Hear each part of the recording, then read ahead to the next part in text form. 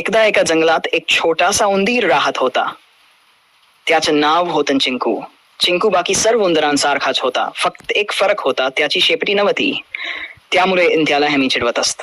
बिन शेपटीचा उंदीर, बिन शेपटीचा उंदीर अशी टिंगल टवारी केली जायची. चिंकूला खूप वाईट वाटायचं. तो नेहमी विचार करत असे, माझी शेपटी असती तर सगळे मला आदरानं पाहिले असते.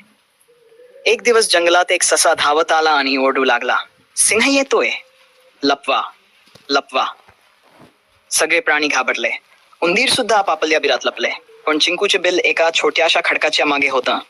त्याला शेपटी नसल्यामुळे त्याला काही अडथळा आला नाही आणि तो पटकनात शिरला. पण इतर उंदरांची शेपटी दरवाजातून बाहेरच राहिली. सिंहाने पाहिलं आणि शेपटी धरून एक एक उंदीर बाहेर ओढायला सुरुवात केली. सगळे उंदीर अडकल्यामुळे चिंता झाली. तेव्हा चिंकूने एक युक्ती केली.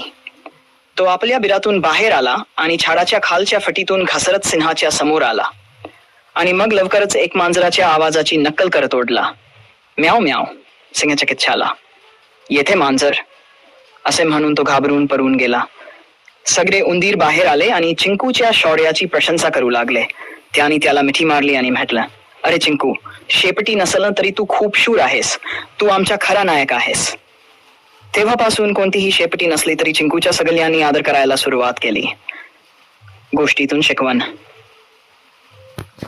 खरी ताकद आपल्या मनात असते, दिसण्यात नाही. तयार हवं नसल्यास या गोष्टीच्या अॅनिमेशन स्क्रिप्ट आणि इंग्रजी